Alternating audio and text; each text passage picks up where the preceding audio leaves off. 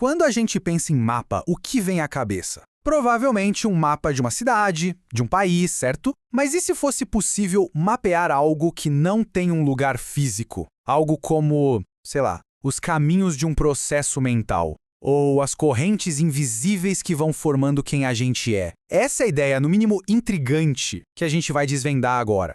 Pois é, essa é a grande virada de chave. Mapas normais dizem pra gente onde as coisas estão. O desafio aqui é totalmente outro.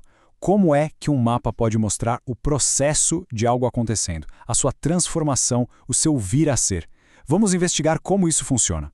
Para entender isso, a gente entra no campo da cartografia na psicologia social, um método que veio lá dos filósofos Gilles Deleuze e Félix Guattari.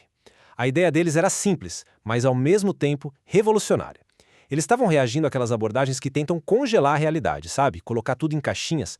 Então eles propuseram o exato oposto. Em vez de tirar uma foto estática da realidade, o objetivo é acompanhar os processos enquanto eles estão rolando. E essa frase resume tudo. É o princípio fundamental. A cartografia não quer uma foto que diga isto é assim e ponto final. Ela quer, na verdade, acompanhar o fluxo, a transformação que não para.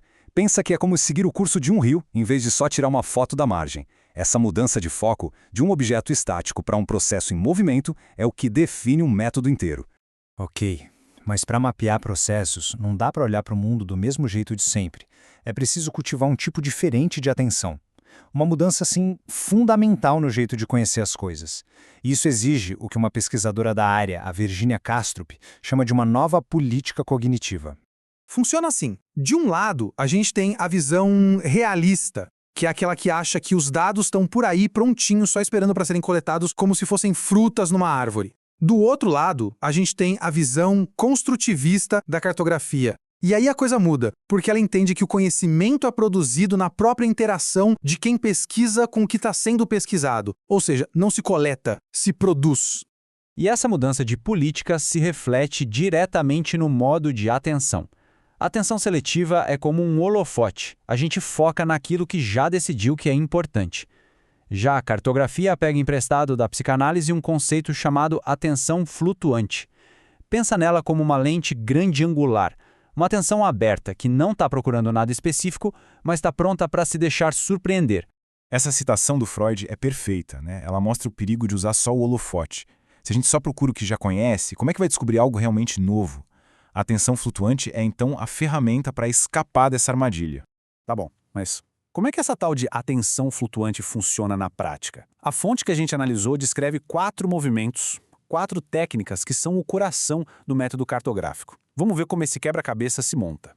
Mas olha, é super importante entender que isso aqui não é uma receita de bolo com passos rígidos. É mais como os movimentos de uma dança, a dança da atenção.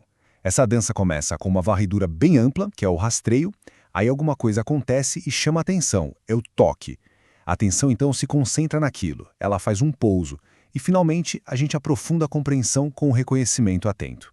O primeiro movimento, então, é o rastreio. Imagina só, um cartógrafo observando o uso de uma praça pública. Em vez de focar numa pessoa ou num grupo, ele primeiro faz um rastreio. Observa os fluxos de gente, os sons, os ritmos do lugar, como um radar mesmo, varrendo o horizonte em busca de pistas de processos acontecendo. E aí, de repente, no meio desse rastreio, algo acontece. Um grupo de crianças começa a usar um banco da praça não para sentar, mas como um palco. Isso é o toque, percebe? Não é uma escolha de quem está pesquisando. É um evento ali no ambiente que toca, que captura essa atenção que estava aberta.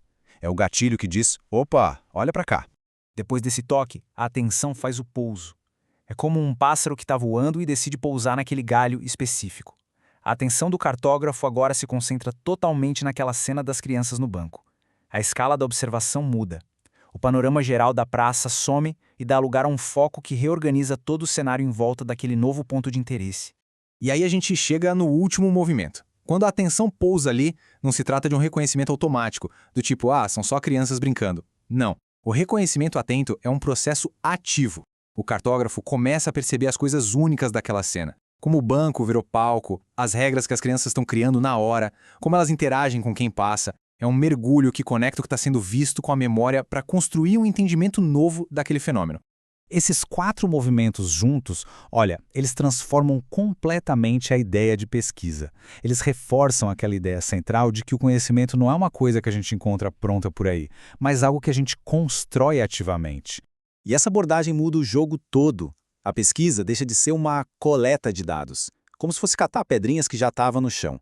Em vez disso, ela vira uma produção de dados. Os dados não existiam antes da pesquisa. Eles surgem, eles nascem dessa atenção sensível e do trabalho de quem está ali cartografando. Por isso, a gente pode dizer que o conhecimento, aqui, é uma invenção.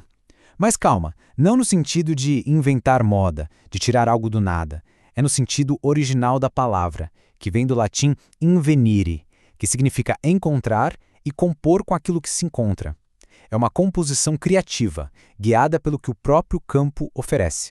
Então, no final das contas, qual é a relevância disso tudo? Bom, essa forma de prestar atenção não serve só para pesquisadores de psicologia social, não. Ela oferece um jeito novo de perceber o mundo à nossa volta. No fundo, a cartografia é menos uma técnica e mais uma política cognitiva, um jeito de agir no mundo. É um convite para a gente valorizar o inesperado, para cultivar uma atenção mais aberta, mais sensível e para ativar uma capacidade de ver que todo mundo tem, mas que muitas vezes fica ali guardadinha porque a gente está sempre correndo atrás de eficiência e foco. E isso tudo nos deixa com uma pergunta final para refletir.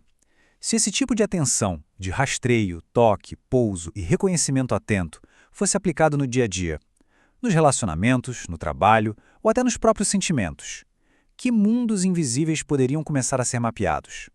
Fica aí a questão. Obrigado por acompanhar esta análise.